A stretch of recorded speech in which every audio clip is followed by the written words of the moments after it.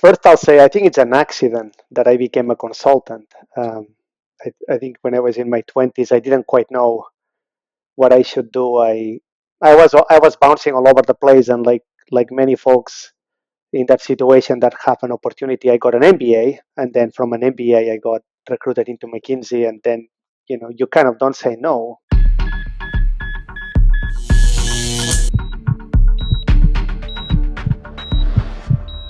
Well, welcome everyone to the Leadership Shock podcast. This is a podcast that goes along with the book called Leadership Shock. Today we're going to be talking, actually I think it's going to be, I'm just going to call it leadership. Like often we have very specific goals that are linked to the authentic leadership model in the book, but with the guest that I have today, I think we're just going to talk about leadership and we're just going to have a great discussion. So we'll keep it nice and broad because what I have, who I have with me is Alex Martinez. Alex is the global lead for learning and development for Oliver Wyman. Has spent 20 years more than 20 years at McKinsey in the talent space, but has a background actually as a recovering consultant. So started off as a consultant and then came in. So I want to welcome Alex to the Leadership Podcast. Thank you, Pete. It's a pleasure to be with you today. Now, we met at the back of a classroom earlier on in the summer and just had really interesting discussions about leadership and leadership development. And so that's why I think we're going to keep this broad. But as Leadership Shock is about transitions, I do want to talk a little bit, you were a consultant and then you went into sort of like the talent space and then into learning. So how did you end up where you are now? And what are some of the challenges you faced along the way? Thank you. Well, first I'll say I think it's an accident that I became a consultant. I think when I was in my 20s, I didn't quite know what I should do. I moved around. I was in a pharma company. I was a coder for a while at Accenture. I worked for a small IT company. I was bouncing all over the place, and like many folks in that situation that have an opportunity, I got an MBA, and then from an MBA, I got recruited into McKinsey, and then you kind of don't say no because it's a pretty neat opportunity. I think, however, I gravitated towards studies that focused more on the impact they had on the human beings than on the top line or the economics of the organization. And obviously, there is a correlation between those two, if not a causation. But the work that got me most excited was the work that had an impact on people. And therefore, when I was pondering my career options, I ended up saying, well, I really like McKinsey. I really like its values, its focus on people, but I wanted to do that full time and do it for McKinsey. So then I was very fortunate to be in those roles, and I played many different roles over a long career. And now I'm very fortunate to be at Oliver Wyman, which is also very principled and really focused on talent and on making a difference for their clients. So when you moved from the consulting world, where you're client facing, and of course in professional services, revenue generating, and you moved into sort of a support function or an enabling function, was that a difficult switch for you? Because in professional services, there's a different, people look at you differently when you serve external clients than when you're internal. Yeah, it was different, and there is both a sense of gain and a sense of loss. The sense of loss is that when I was serving clients, you were among the most important things that your clients were working on. So your access to senior executives, to resources, to data, to problem-solving time was huge. And you probably don't realize it because you're relatively young and you don't even realize that is abnormal. You kind of assume that, oh yeah, that's how it is. And then when you moved inside to the roles inside the firm, you are no longer the most important thing, because the most important thing in McKinsey and Company is how we were serving clients. So all of a sudden, you had to compete for attention, and you had to be much more efficient, because even if you could do 50 slides, nobody was going to read 50 slides. You really had to be much more pointed on what difference are we trying to make, what do we need, what don't we need, and you had to get much more resourceful. So that was a change. On the flip side, the one of the things that's really difficult in professional services when you serve clients is putting boundaries around your life and managing lifestyle, and the travel schedule can be very taxing. So when I moved into this role, I had way more control over that, and a lot more time to to be with kids and these sorts of things. So there was both a sense of gain and a sense of loss, not better or worse, but yeah, a lot. It is a profound change going from one to the other. Was that a change that you like went into with your eyes wide open, or was it a change that Yeah. you were surprised by when you made that transition? I wouldn't say wide open. So one thing that McKinsey did very good, and I think they still do very good, is we had a saying, we called it "Make Your Own McKinsey," and it Mm. really implied very clearly that there were not two people alike. And while yes, we had lots of processes, and everybody has heard about how these organizations manage talent, in reality, very early on, we encouraged people to craft the journey that made sense for them. And we believed that the firm allowed for many ways to express that. So, one way in which we do that is that we don't encourage people to make drastic decisions. It's like, oh, I'm curious about this. And they say, great, why don't you try it? So, we had Mm. this very rich way of trying something for 3 months, 6 months, 1 year, or I moved internationally many times. It was like, yeah, move here, move there. So it was a really rich environment for once you understood that you did have a high level of influence on your pathway, and that people didn't want to tell you what to do. People wanted you to shape that. Then it became really safe in a way, because you could make all these steps without feeling that there was no going back. So this is, in my case, this is how I did it. I tried this for, I forget, about 6 months or 1 year, and then I tried it a little longer, and eventually I was like, well, I guess this is really what I'm enjoying doing, and then it became a permanent change. So uh, they managed it in a really beautiful way, that you didn't feel pressured to make decisions that maybe you weren't yet ready to make, or at least that was my case. You know, that's so interesting.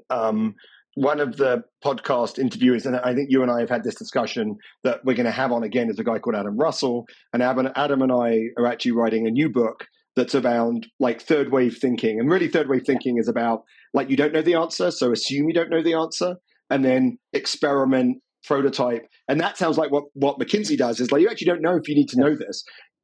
I wonder, is there a world in which we could let leaders experiment with new roles? yeah, I mean, is there an yeah. opportunity to be like, hey, go be the CEO for 3 months and see if it works? I mean, maybe not the CEO, but I'm wondering if that model works not just across an organization, but up and down. Because it feels like across, it makes sense. Go try this role, go try that role. But maybe I'm not sure that Yeah. it works vertically. What do you think? I think very much so. And there's different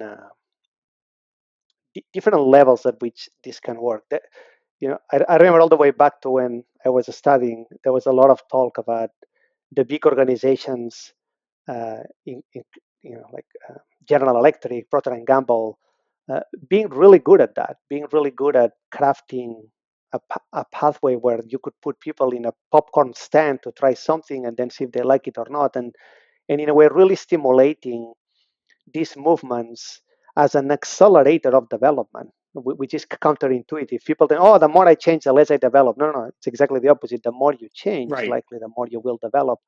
And they were very, in their career planning, those organizations were very deliberate about that. In places like McKinsey and Company, where I spent a lot of times, it was fully assumed that you would go through many different S curves of development, and that you would have a very high level of agency around what that would look like, probably more so than, I think, than organizations like General Electric and such. And it was baked in the system. It was like, well, what are you trying to do? What are you trying to build? What are the options that you have? How might you go about it? What support do you need? But then even beyond that, there is a third level, which I think it's true for any organization, which is, even if you and I had the exact same role with the exact same job description, you and I are not the same person with the same passions, with the same experiences. And I think there is a huge amount of job crafting that can be done. And of course, there is a core of the role that, like, we need to deliver on whatever the role is. But exactly how we do it, how we contribute to building a stronger firm, or which risks do we take, I think there is an enormous amount or job crafting. And I think that's available to if not all, most organizations and most jobs. And I think that serves well the organization, and I think it serves well the individuals. So that's so interesting because in the authentic leadership model, what we have is we have the concept of role expectation, which is, I think, what you're talking about as job crafting, but it's an input, right? So it's actually something that's imposed upon me as a leader, which is like, what does my boss expect me to do? Not the job description, but am I supposed to be a challenger? Am I supposed to Yeah, work cross functionally? Am I supposed to bring ideas? What are those things that the role's supposed to have? But that is in leadership shock. That's actually a key reason why people get into shock, is because the role expectation doesn't fit their people. But I love this idea of job crafting, which is actually, if you want to be successful, then we need to create a job that's right for you as an individual, not a job that is generic that we think everyone, because there's this piece like, and I'd love to get your view on this. I think that we have metrics wrong in leadership, right? And often they're really binary. And so when we have these binary metrics, the challenge that we have is that we have this idea that a leader either is successful or isn't successful, right? So the outcome is so binary, but actually, like, it's not that at all, right? It's actually like they probably succeed in some areas and they don't succeed in other areas. And so, how do you think organizations can measure leadership? Not in this binary way, right? Not in yeah, this like good, bad, or often like, hey, you grew the business. yeah, Oh, okay, we grew the business. I'm like, all right, but did the market grow? Like, you did a good job. Like, you can do a great job as a leader when business is shrinking. Like, yeah. that's like, you just shrink less than you should. So I'm wondering if you have any thoughts about how we could measure leadership effectiveness. Well, that is one of those holy grail questions, isn't it? Measuring leadership effectiveness. I don't know that there is one measure that's effective. I believe in multiple data points, uh, and I believe in having a holistic discussion that looks at both performance and growth of the individual. And by multiple data points, some examples are, well, for sure, most of us operate in businesses where there needs to be certain alignment and congruence with what is that business trying to achieve. And I think it's fair that people who are in leadership positions are accountable for have you made progress towards those goals. It's never formulaic, because the goals by definition, they may be right or wrong, or they, like, you may exceed the goal, but it doesn't mean that you exceeded it. It means that it was easier than you thought. But certainly Right. one of the data points is like, where is the business going? Have we made progress? And does that progress feel sensible given the conditions in which that you had to face? I also think that as a leader, you also must be accountable for the culture and the values of the organization. This is I think we're way beyond the era where you would go with the whip. Oh, do produce. No, that's not your. You have the honor and the privilege to work with human beings.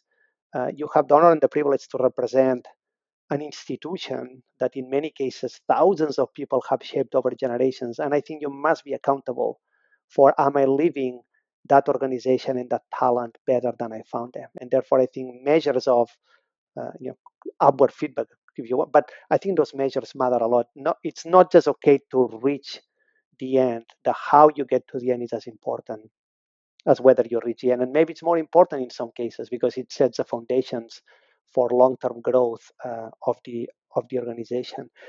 And then I think the last thing is, and you mentioned this earlier about third wave thinking.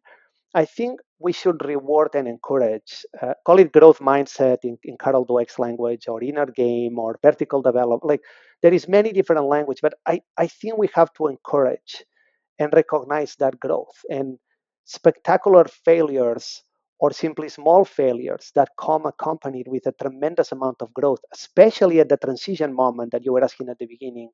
I think should be rewarded and not penalized. The job of the day you get elected to whatever leader role, the job is not done. It's exactly the opposite. It's the day that the job Right. that you really start. And therefore, I think I would look at that. I would look at these three things: like, is the performer, have you moved the business in the performance direction that the business wanted to go? are you making the organization better? Are the values and the talent better as a result? And then are you yourself developing yourself in positive and meaningful ways from where you were before? I wonder, Alex, if there's a little bit of you pull this together, because one of the things that we do a lot of, right, is we help our clients select internally, right? Because the internal selection ends up being having so huge, like especially at the C-suite, has so many biases, right? That they look for some outside views, and so we create a unique, customized framework to help them select, and then often we run the selection for them, and it's all around attributes and mindsets, right? It's like, how do they think and what do they bring to the table, and the goal is to find the right person to fit the job. But then it feels like what you've said is that, and then we also need to make sure that that role expectation or that job is crafted to maximize the potential of that individual. At that moment, we should have an opportunity to be like, what does success look like? At that moment, right there, where you've said, hey, we've defined what we're looking for in the role. We're looking for someone who's really innovative. We're looking for someone who can really like be detail oriented and drive efficiency. We're looking for someone who can really, engage the organization in change or whatever that is, right? And we're going to craft the role specifically for that person. At that moment, we should be able to say, what does success look like? And that should be how we measure it. The problem with that is that that's completely non-replicable across the organization, right? It's a completely unique, and I think our challenge is, and therefore we actually can't compare any leaders. So if we had all the people, they all have their own metrics, then how do you, it is this, I do think that in our leadership selection process, we have some real challenges around metrics. So what do you think is, how should leaders think about who they should select for that next role? What should they be thinking about in terms of identifying that the talent that could fill that next space? There is for sure no easy answers to these questions. I think, in fact, asking lots of questions is probably a better marker than any particular framework. The framework is always trying to provide some structure to have really good dialogues. I don't think any framework, it's never, even like, 2, 3, 1, 2, 3, the average is 2.2, boom. But it does provide a structure that I do think is very helpful, especially when it touches on very unique, distinct elements that could be missed. The way I think about it is, not everybody wants to take a leadership role, and I think that's totally fine. I think it's completely fine.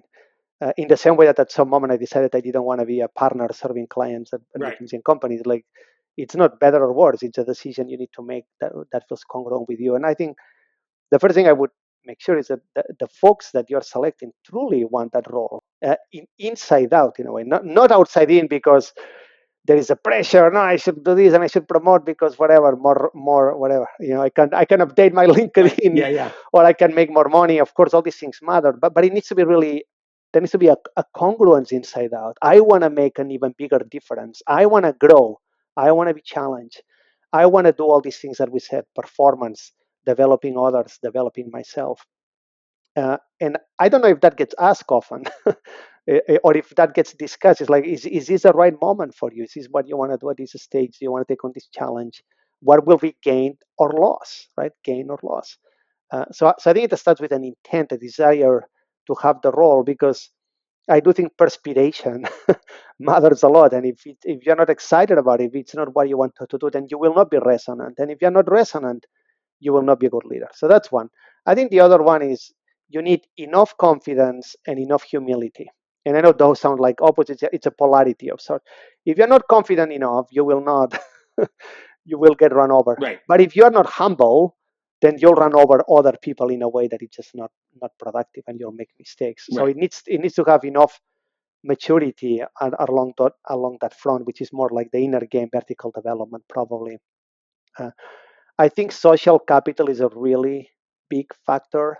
In many organizations, we have the decision of, do I put somebody from the inside? Do I bring somebody from the outside? The insider comes with some strengths and weaknesses, but one strength is a social capital. It's we are fundamentally affecting groups of humans. And when you come in from the outside, you have to rebuild your social capital from scratch. As I was saying earlier, I was 20 years in McKinsey. I had a lot of that. I come to Oliver Wyman, I have none of that. So you need to also be very conscious about that relative weakness, and the person needs to understand what it's going to mean to have to rebuild that from scratch. Um, and then last, yeah, that is for given roles do require certain skills and certain expertise, right? There is a reason why you and I are in the trade that we are, and we don't go be the Right. CFO anywhere because we will probably be very bad CFOs. And you have to also recognize that there is some hard skills and soft skills, if you will, but that those are part and parcel of many roles. And I don't know that I have a magic answer, or you look at all of that, you have the best possible discussion you can. But what I'll say is that whatever decision you make, you'll be more right than wrong. But once again, the job is not done. The job starts then. Right. Whoever you put in that role, whether they work great, better or worse, or like from the get-go, what really matters is that you have a good mechanism to continue to develop and give feedback, build self-awareness, and all that stuff. And I don't know how often we do that, especially at senior levels. It feels, well, they're so senior that they need to know how to do everything. Boom. And I Right. don't know that that makes sense after you've spent so much time and so much money putting the leader. How many leaders get, for instance, not that a coach solves everything, but I would put an executive coach to anybody who's really senior because it's a relatively low investment to the salary and the budgets that you're putting in place. And why wouldn't you? Right. It's like there is no doubt that at the beginning of an S curve, everybody needs help. I think, or most of us need help for sure. I love that. I mean, I was having a conversation recently, and I was talking to one of the members of the US women's rugby team that won a bronze. And what she was saying is, she said, "Hey, I was as good as I was because of a sports psychologist." And I don't think there probably isn't an Olympic athlete that doesn't have a sports psychologist. And I think, and so I'm with you. I don't think there's an executive that shouldn't that Yeah. they need support, right? But there's a couple of things I think you touched on which I hadn't thought of, but kind of comes to life. This idea of like pressure testing. Do you really want it? I have two clients in the same organization. One wants to be the CEO or says that they want to be the CEO. The other one has been identified in the succession planning, but isn't sure if they want to be the CEO. It's not clear to me that the one that wants to be the CEO wants to be the CEO for the right reasons. Like they want to be the CEO because it's the top of the pyramid. Yeah. Because that's what they like they've always been like competitive, they want to go. I am much more comfortable with the reluctant person that eventually decides that they want to do it because they've gone through all the pros and cons, like you said. Like there's pros, they've gone through all of them and they've made a choice. The one that is like, oh, I want it without really thinking about what it means, that's a risk. And so I love the idea of the selection process being internally starting off with like, do you actually want to do it? Like that. And do you understand actually what that role is? Because the further up you get into the organization, I actually think the less relevant your previous experience is, because the broader the role gets, and there's no experience like that. So you start as a director. It's relatively enclosed, right? In most organizations, like you can be the expert, you can do it. You become a VP, it's still about your expertise. You're still a subject matter expert, but then you can become a C-suite executive, and a real C-suite executive isn't hired for their expertise and their function, right? They're hired to be enterprise-wide leader. There's nothing you've done in your career has prepared you for that transition, right? And so I love that. Yeah, I love that idea of it being like, do you really know what you're getting in? I mean, what you're getting into. And I worked with a CEO recently, and he said, there's nothing, and he's been a CEO for a year, and he's like, there is nothing that I have done that has prepared me for this job. I am completely unprepared. Like, it's just so different. And I was like, that's such an interesting concept. So when you think about that journey of leadership development, how do you think about those leaders that can be successful as they move their way up the organization and their scopes get broader? Well, I think most leaders are capable of having that growth. First of all, so I think that the default is assuming I think that people continue to grow for a long, in all directions, right? In these transferable skills, in the expertise of multiple areas of expertise. So not just T-shape, but what pi, comp, or E-shape. There is all these fun acronyms, and then the vertical development or the inner game. I think you have to start from a belief that most folks can experience that growth and are capable of it. Because at times we face this with a mindset that's probably overly judgmental, right? Which is, well, if I select this person, it means that person is no good. No, it doesn't mean that. You may have two very capable persons with a different set of strengths and growth areas. So I think the mindset around people can grow and develop uh, is important in this. And then I personally think that it's extraordinarily hard to predict what journey people will follow long term. And I think we have to get comfortable with that and encouraging at all steps to make sure that folks reflect and they become very self-aware that they have really good dialogues about this with some guidelines and some structure, and then that their answer will vary. That the same person, when we say, "Oh, you're the same person you were 10 years ago," no, we are not. Like it's like that the same person may have a different view and a different take on what they want to do later on. And then I think these organizations that where there is probably more talent than there is leadership roles, uh, uh, which is probably almost every organization, you also have to accept that I'm going to invest in leaders that will not become leaders in my organizations. They will go and be leaders somewhere else.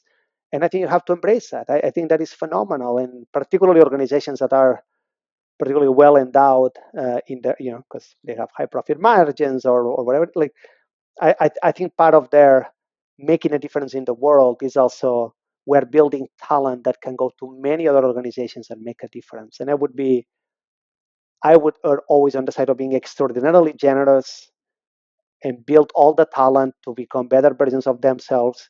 Recognize that whoever you think today is not ready to be a leader may very well be ready for the role tomorrow. And then recognize that it's not just about your organization, that when you build talent, you build them for what they do at work, for what they do at home, for what they do in the organizations that they are part of, in the communities. And probably, like most of us move organizations at some moment, you will go somewhere else, and you want that person to like be a good role model for the values that you espouse as an organization. It's interesting. You said something that everyone is able to grow, but it does feel like in the way that you're talking, Alex, that being intentionally open to growth is a key to making that transition successful. Is that? Yeah, it like, really is. Does it require intentionality? Does it require intentionality? I think intentionality accelerates growth, and it also builds congruence. It also builds congruence, because at some moment earlier in your life, you do what you do because you're taught to do it, for the most part, Right. and then you're socialized into something, and you go, well, I want to be part of this social group that I'm part of. That I'm going to do whatever they say, uh, and then eventually you start like, no, wait, hold on. You start finding your own voice and your own. This is what I want to do, and therefore I think then being very intentional becomes really important, because you can grow in many ways, but probably given there's a limited amount of brain cells and time, growing intentionally in the way you want to grow, I think is important, and I think it accelerates your growth because you're growing in a direction that you want to go, and I think it builds a sense of congruence that I'm the same person 24 hours a day. Like these people that say, "Oh, at work I'm like this, but then I'm a completely different person." No, you're still the same human being, and Right. I think the more congruence there is around that, probably the better you're able to flow around your day, because you're not putting a facade or anything. You're just the same person. Yeah, so that's what I believe. At the same time, I also believe in serendipity. There's so many stories of ordinary people who are put in an extraordinary circumstance, and in that circumstance they grow and they do things that they never even thought they wanted to do. Right. And they do it, and it's incredible, and some of them come out of that saying, you know what, now I like I've experienced something I would not have experienced otherwise, and they want to stick with it. And others know. And I think we have to be, to your point on third wave thing, like you have to be very open that this notion that you can predict human beings is bogus. You can nudge, accelerate, support.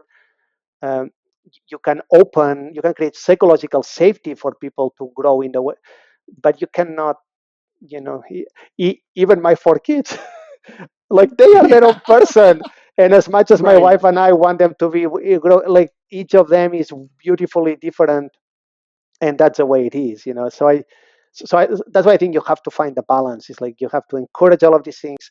Of course, if you're running a business, you need predict as much as you can, but you have to be completely open to the notion that all your predictions are wrong, and that creating this engine that, okay, how are we going to act as soon as my prediction is wrong about my sales forecast, Right. about the performance of this group, about how this individual would think about it. You have to stay so open to that, because it's not the exception. I think that is the norm, especially nowadays where things move and change so fast.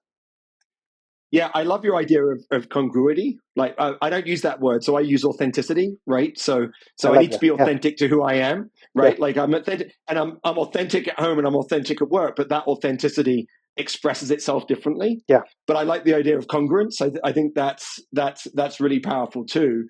And I think the concept of luck, right? And serendipity is a much better word, but it's actually just luck, right? Like people get lucky, right? And also people take advantage of that, right? So it's not just luck, but if it's how do you maximize the opportunities that you get in these positions that you get in? And I'm with you. We completely undervalue that. Like I worked recently with an executive who got put on a business, and because of market forces, the business tanked. Like literally nothing that executive could do, right? But head of the business, they're being held accountable for something that wasn't like if they joined the business and the market would have grown, it wouldn't have made them a different leader, right? like didn't make them a good bad leader, but it is. I think that's really interesting. So in this world that we don't have certainty, right, and we have to be open to different outcomes. Where does AI play? Where does AI play in sort of leadership development? Like what's the role? How are we going to see AI change the way we think about leadership development? yeah. Great question. AI, and especially in recent times, Gen AI, right, which has been the big discontinuity, Right. that even though we all knew it was coming, it felt like we had plateaued, and then all of a sudden, boom, and all of a sudden this took off, and it keeps accelerating. I I think it makes leadership even more important. It, in 2 or 3 ways. The first one is that I don't know of any single organization that is not going to be fundamentally transformed by AI and the extension, AI, digital cloud, all these technologies. It already started happening many years ago, right? Like if we think about the like newspapers, right? Like go back 20 years, but look, you put yourself Right. now, like this is going to bring another massive wave of disruption and creative destruction. Um, so all the leaders have to be wondering how is this going to play out, and I think nobody knows the answers, but everybody knows that it's going to be different, and everybody's trying to figure out how different is it going to be. Even when you figure out how different it's going to be, now you have to change, and managing change is so incredibly hard. It's not a technical answer; it's an adaptive problem. You're dealing with humans, and you're dealing with a million things. And leading change is what leaders exist. It's not leading things that are complicated. You have to lead the change, and that's going to be like, I think it's going to be a tremendous lift for all leaders. And then third, uh, I I think that what had traditionally been sources of strengths may no longer be sources of strengths. Like for instance, like many folks that have gone through apprenticeships, they went in consulting organizations, are really good at analytics. Like they'll crunch, oh, here's my spreadsheet, this and that. Well, some of that will become very easy. Not yet on the LLMs that we have now, but I think we're about to turn a corner where we'll get models that can mix LLM and analytics together. So a lot of that will become much easier than it used to be. and we will no longer be a source of distinctiveness, perhaps. But on the flip side, uh, knowing how to ask the right questions and knowing how to critically think about the implications of those answers from a change management point of view will become even more important. So in the profession that I am, our clients at times would pay, they are buying a huge amount of analysis and some change management. I think probably they'll say, no, like the analysis now it's easier or more straightforward, or they can do it themselves perhaps. But the change management will be a lot harder and a lot bigger. So I think it's gonna require people to interrogate what are the skills that I need to build. And we already see it in these organizations. You see people who are very intentionally learning all these tools and experimenting and failing, if you will.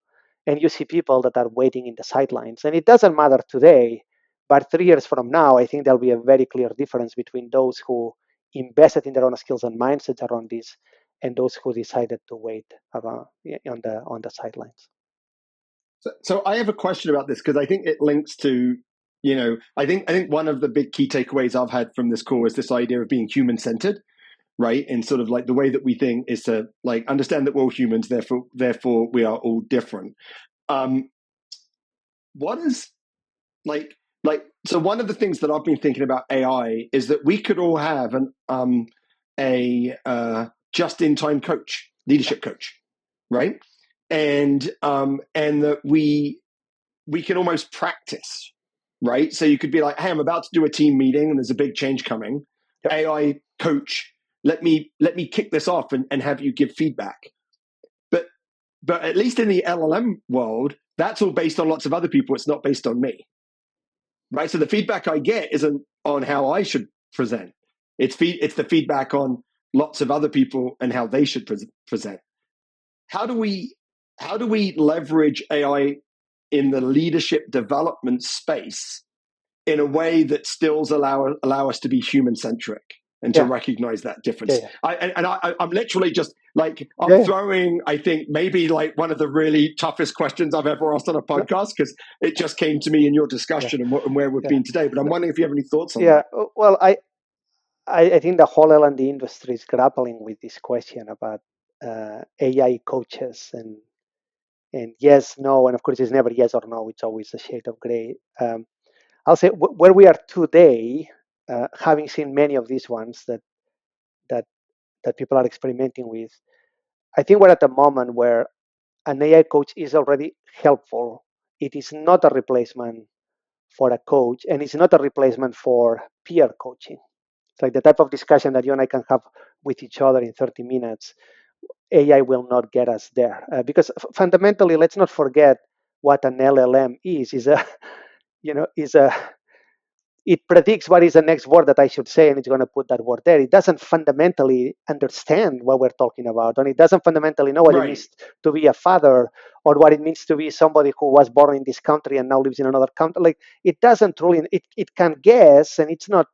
It's better than nothing, but it fundamentally just doesn't have the deep human insight that a human being can have, and it will likely not cut through and ask that question that all of a sudden open, like, wow, I hadn't thought about it in that way. However, though, all of us who work in L&D, we know we run many event-based programs. We know the event alone is never the right way to get to impact. And we know it's extraordinarily hard to then build the reinforcements, and you're trusting on the managers and we try very hard to do that, but it's always been very hard to deliver in a scalable way, and it requires every manager to know what the person was doing and what they need to do. And I think that's in a space where AI or an AI coach can be quite good at, right? Because like this discussion that you and I are having, I'm a foreigner, I have an accent, I probably got feedback, oh, these words you don't pronounce them well, or you speak too fast, like I've gotten at times in my life. There is no reason why an AI coach after this conversation could say, hey, Alex, let me play back this, try it again, here's how you could do it.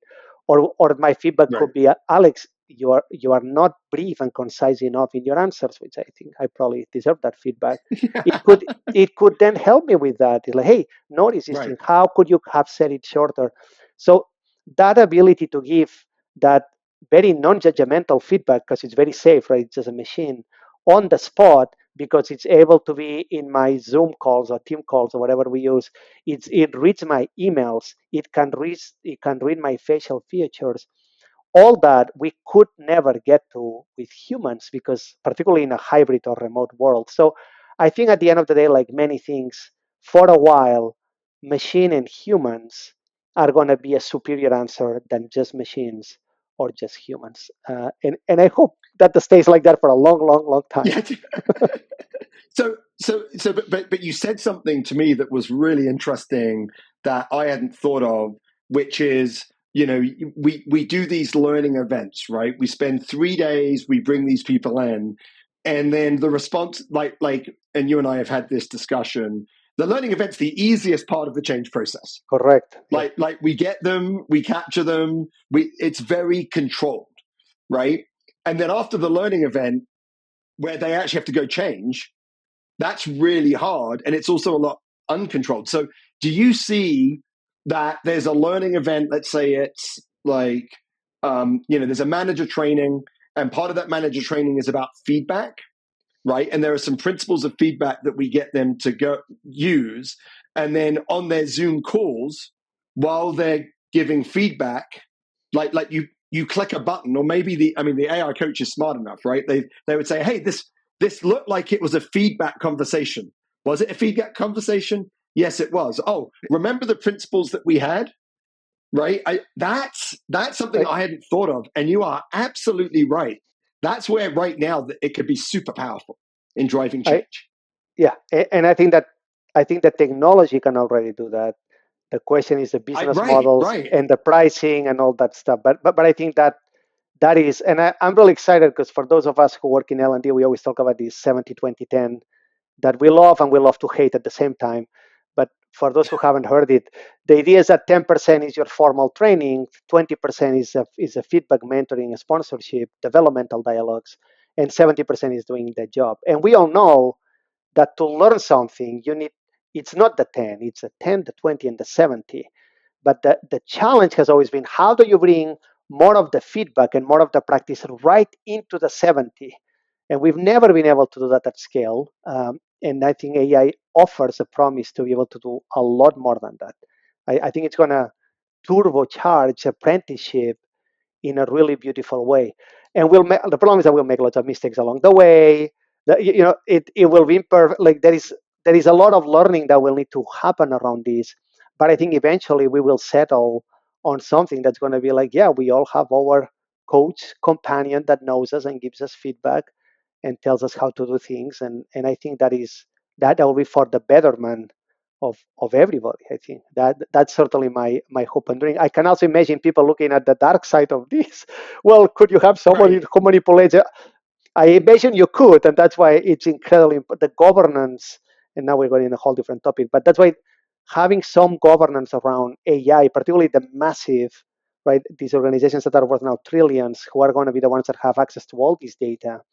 That's why I do believe that these things need some governance, and making sure that we don't fall in the traps that we already fell in social media. Right? In social media, we were so enamored by the technology and by the clicks and by the money and the valuations that we probably made way more mistakes as a society that we needed to make. And therefore, I think appropriately there are many folks who are concerned. And I think each organization will need to have its own governance and ethics around this. How do we do this and unleash all this goodness without falling in all the potential like traps that this has? And as you know, a model is only as good as how it gets trained. And we know that the data are biased and all this. Like, so there is just a lot to solve there. But I think it will progressively get solved, and I do think it's going to be a really positive force for human development. You said something that is sort of like, I think the so first of all, I'm completely with you. Tremendous opportunity, some concerns, but you said something where you're like, AI, you can work with the AI coach that knows you, which is like really right. That's it. Like I've done a bunch of feedback sessions before my piece, before my event. My AI coach learns about how I do it. Right? They know what I'm being taught on. They can. I mean, unbelievable. Alex, this has been Yeah. an amazing conversation. Like I said, leadership was the topic, and we went all over the place. A couple of really key takeaways. I love this idea of being human centered and the concept that we're all different, and we just have to accept that we're different and we're complex. And I think that's really true. The idea that like difference, like the concept of growth, we can all grow. We should seek out opportunities to grow. Intentionality helps us grow more effectively. I think that's important. And a big takeaway for me is like how AI can be leveraged in the learning space to get to sort of like, it's almost like the last mile of cable. Like they talk about the last mile. It's like the last mile of learning, right? We've never been able to get there. But how can we get there and build some structure? So great conversation. Just a reminder that this is the Leadership Shock podcast that you can, there's a link in the notes. So please feel free to click on that and buy your book, Leadership Shock. Alex, thank you so much for your time. It was another great discussion. It's Thank really you, Pete. appreciated. An enormous pleasure. Thank you.